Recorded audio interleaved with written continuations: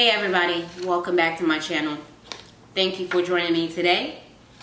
I'm Kasand, and you? Thank you for that. So, today I am doing a mom tag. Yes, a mom tag. I am a mom, and so I am doing this tag. So I have a couple of questions. I have them here in my hands. So if I look down, that's most likely what's happening. I'm reading. But I've mentioned before, if you have not seen my other videos, but I am a first-time mom to a beautiful little girl named Madeline. She was born last year, and so crazy, right? Time literally flew. And so I'm just gonna answer, read out the questions, answer them as best as I can. There's no right or wrong answers. I feel like as mothers, we do so many different things. Certain questions, don't take them too hard if you do something different. That's not my intention to say this is what it should be. Okay, so now that's out of the way. Let's check it up. Okay. The first question: how old were you when you had your first child? I was 28. Yes, I am 29 now. So yes, I had my daughter at the age of 28. I was pregnant at the age of 27. Yeah, pretty much. What was the hardest thing about being pregnant for 9 months? I'm gonna make a separate video about, because I love my pregnancy. Like, I want to be pregnant again. But I love my pregnancy, but I would say one of the hardest thing about being pregnant for 9 months for me was her safety. And it's crazy, right? You're thinking like an unborn child safety? Really? Yes. Because in the very beginning, I had scary things that was happening, which lasted throughout most of my pregnancy up to my 3rd trimester. And so I'm speaking like this because I'm going to make a separate video, but I think the hardest thing was making sure that she was okay and that she was safe. And so that required for me to mentally be in a good space, physically as well. And then so that she can maintain her safety inside of that amniotic sac. But yes, next. In your opinion, can you think of any good things you enjoyed during those 9 months? I'll say there's so many, right? There's so many things that you can enjoy within those 9 months. Like, it's 9 months, you're carrying a child. But I'll say the very first, if I had to choose one, I'll say, actually I'm gonna choose 2 because it's my video and I could do that. I'm gonna say that it was feeling her, not just carrying her. It was the flutter kicks, the sudden movements, like it was her way of telling me, hey, I'm here. Hey, it's really happening. Like, the emotion that I felt with those little flutters and those kicks, especially with what I was going through in the very beginning of pregnancy leading towards the end, that all those little movement was like, oh, yes, girl, kick on. And then also the second thing I'll say, it was the attention that I was getting from not only my family members and friends, my immediate family members and friends, but like outside people, like people who showed kindness when they didn't really have to. Like, they didn't know me. Like, people who will open the door or give me their seat or offer me a, to buy me lunch or something like that. Or if they see that I'm nauseous, like, my boss will be like, hey, take this day, go back home or something like that. So I think when you're pregnant, you start noticing, you should already notice these things, but I feel like they're more pronounced when you're pregnant, because you get to see how people care. You get to see the people who do care, because not everybody care. And those moments are very good times, good things that happen, and I enjoy it. In your opinion, were all the things you heard about childbirth accurate or way off? I'll say some of them were pretty much accurate. Some were not. So, like, for example, I did not take a shit on myself. Thank God. But, like, yes, like the pressure. Let me see what I have down here. Pressure, no pooping. Yeah, because I've heard some really, really crazy ass birthing stories, and I was just like, whoa, I am not ready for that. Childbirth is no joke. Childbirth may not be for everybody, but I think God created us women to be able to bear children and to be able to carry them. But if at times that may not happen, which is okay.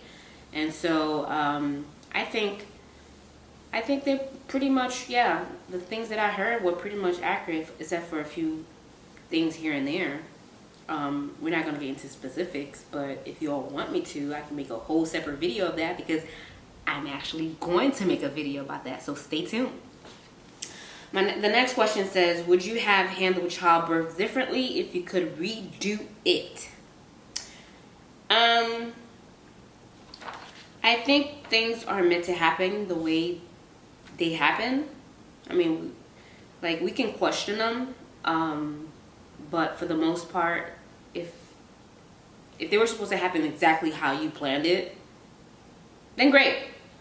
But sometimes things happen, shit happen, that you had no control of. Like, one of the things that I would like to have redone was, I specifically, in my childbirth plan, I said I did not want any student doctors in my room.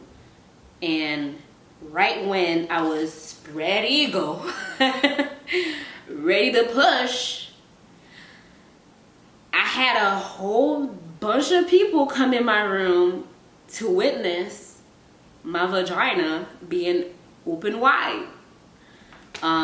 Which I felt uncomfortable about, but at that period of time, you ain't really thinking about comfortability. You're thinking about getting your child out of your hoo-ha, like, get her out, you know what I mean?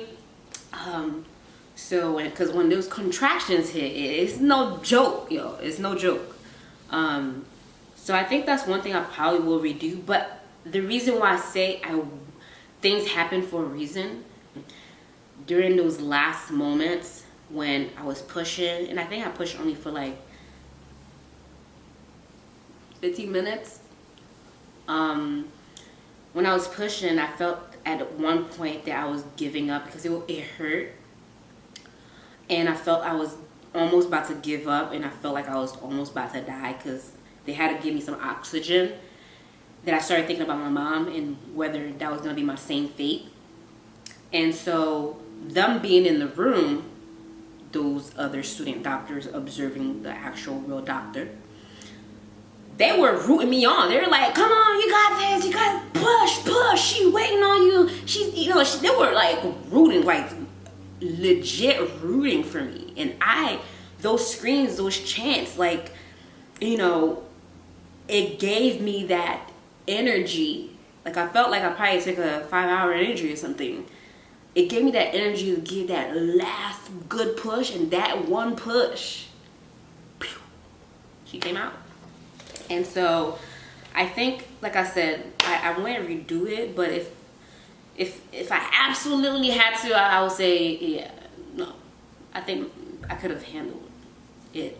Maybe not. We will never know. Next question. What would be your advice for someone who is about to have a baby? I'll say plan. So I have 3 things.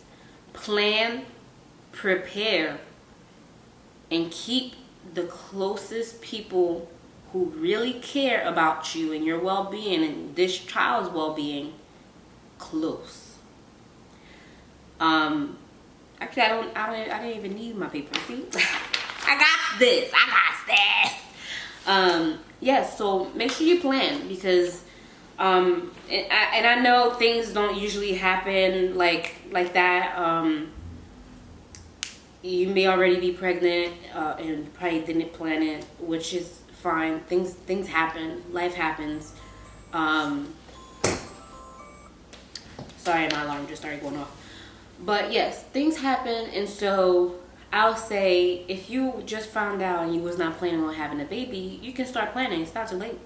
Really, it's not. It's not too late. But for me and my husband, we plan the process. I planned the month that I wanted her to come in. God said she will come on that month, but she's not going to come on the date. But yes, so I'll say plan. If you want me to do a video about like planning a child, then I'll go ahead and do that. But yes, plan ahead.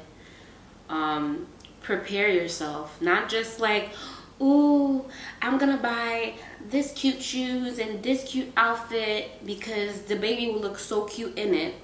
Yeah, pretty much that would be nice. But at the same time, are you preparing for their future? Are you preparing by putting money aside for them? Because diapers, they cost, sweetheart. They cost a lot of money, especially as they grow older. So they're not gonna stay in a newborn state throughout their whole life. They're gonna go to newborns and the first diaper, second, third, so on and so forth. So each sizing go up in pricing depending on the brand too. So definitely prepare how you're gonna spend your money, or prepare to put some money aside for the child. Think about schoolings.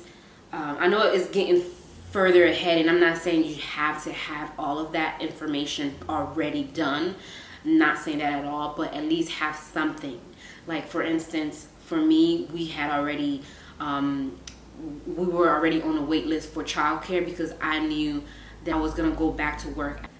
Like while I was working, I was making sure that my employer was taking some of my time out so that they can put it in a bank for me to be able to actually have more vacation time, because FMLA, granted that yes, they give you that time, but majority of the time it's unpaid. And if you don't have those other benefits that your employer has, like short-term disability or long-term disability, you have to be able to get those, you're gonna have to find those extra time somewhere. So I was making sure that my employer was banking my time and things like that, so that I can have that long-standing period of time, because I prepared to be out for a longer period of time than the 16 weeks. Actually, well, no, that's not 16 weeks. Than the regular few weeks that they give you. I wanted to be out on maternity for a longer period of time because I wanted to make sure I nurture her, that I was also prepared for that move back into the workplace. So prepare, and then of course I said keep people that are very caring and loving to you and your family and your growth. Keep them close, because despite any craziness that might come up, because they will come up, make sure you keep those circles close, because they're the one that's gonna pull you through when some shit goes down. Like shit goes down sometimes. And so having those people in your corner to build you up, to be there for you, to talk to you, to like I had my sisters that were talking to me throughout, and then like even to the ending. Like, we have our differences and stuff. I mean, who doesn't? Siblings, duh. But those moments were the best moments of my pregnancy. Like, granted, I already answered that other question, but one of those, like, I said only one, y'all. One of those moments, okay? There's plenty, but having them there and carrying me along the way, because there was so much emotions that I was going through in my pregnancy that y'all probably not even gonna know all of it, but they do, and they understood it. They understood choices that I made, reasons why I made them, and they were there. And so to have those people will be a blessing in your life. So I'll say 3 things again. 1, plan. 2, prepare. And 3, keep the people who care the most about you, your family, and your well-being close, because you will need them. All right, so I think I said a lot. Let me go to the next question, because this video is already 20 minutes. Wow. Let's see. What has been the hardest thing about being a mom? One of the hardest thing I'll say so far, which I'm still dealing with, is gracefully responding or not responding to negativity about your child. Because I feel like there's times when and I've had this talk on my Instagram before, where people will say, "Oh, she's so smart, but she's so tiny." Like, how do you respond? Like, it's crazy, because like, people don't watch what they say sometimes, and so you never know what that family, or what we might be dealing with, for them to be like, "Oh, she's so tiny, da da da da." I mean, granted, she's not dealing with anything, thank God, but can you imagine if a child was like not in the healthiest state, and then but they were showing signs of intelligence and things like that, and then for a person to come out of nowhere and just say, "Oh, your child is so beautiful, but oh, your child, is so smart and he's doing this and excelling in this, but," like, why should there be a but when you're talking about my child? So I'm still trying to learn how to gracefully either respond or not respond. So it's still a learning process for me. But she's excelling. This is my thing. Me and my husband, we're like, she's excelling, she's growing, she's hitting her milestone. Like, so what? So what if she's a smaller frame? Like, look, I'm short. My husband is very tall. So come on, you gotta, if you're not putting that into consideration, then off, but anyway, so that's one of the hardest things about being a mom so far. I mean, there's other stuff, but that's the one that sticks out the most. What has been the most rewarding thing about being a mom? Let me check on the time here. The most rewarding thing about being a mom, I'm gonna try not to get teary in this one, but it's getting to be the mom that I wanted to have. So throughout my whole entire life, I've wanted that. I mean, I've had role models. I've had my aunts, my sister, my older sister, but it's nothing like a mom, like one that you can call your own. And I never had that. And so the rewarding thing about this now is that I get to give that to my daughter, and I get to experience what I would have wanted in my mom. And so just seeing how she reacts and how she grows and the stuff that I do, and play, talk to her, like that's the poof. That is rewarding in itself, to be able to still be alive, because childbirth is no joke, you guys. It's really no joke, especially if it's being done in a third world country. You know what I mean? I feel real blessed to be in the U.S. to be giving birth to my child. She's Haitian and American, and so being alive and being able to witness me instilling what I wanted from my mom in her and having that relationship is rewarding. So let me move on before I get all teary up in front of y'all. What is the best memory you have involving your child? The best memory is skin to skin. And I'm not just talking about, you know, when they first come out and they place them on your chest. Personally, for me, the skin to skin is also nurturing. So I breastfed my daughter all up to once she turned like 12 months. And then I stopped because them teeth started to come in. And I was like, oh, mama needs her nipples. And I think daddy needed them too. But scratch that. TMI. But no, in all seriousness, like that bond that you get when you're breastfeeding, which I think all moms should experience. But again, as I stated, not everyone gets the option of that, which is fine. Whichever way that you find that you can gain that bond, that's great. But for me, it was that skin to skin contact on my boobs, getting nurtured. Yeah. What was the most exciting milestone? Ooh. I'll say the most, and I think that's the last question, actually, yeah. So, the most exciting milestone for my daughter, she has so many, you know, but I'll say for the most part was comprehension, right? I know, crazy, throwing big words at y'all. She started showing that like at a very young age, She probably was like, what, 3, maybe almost close. No, actually no. She probably was maybe 5 to 6 months, and she was already showing sign of comprehension. And I think, like I will say bisou, like kiss, and boom, like that. And then like if I'll do this, and she started doing it, she learned those things so quick and understood them, and then started showing them to us. So like, you know, I'll be like, I love you, baby girl, and then she'll give me a kiss. I was like, whoa, girl, what? I love you too, girl. Yes.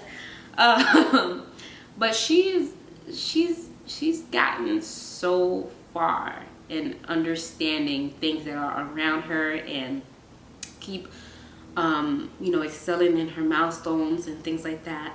But I'll say for the most part, that was one of the best. Aside from, you know, standing, walking, teeth start coming in, all of them are great milestones. To end this video,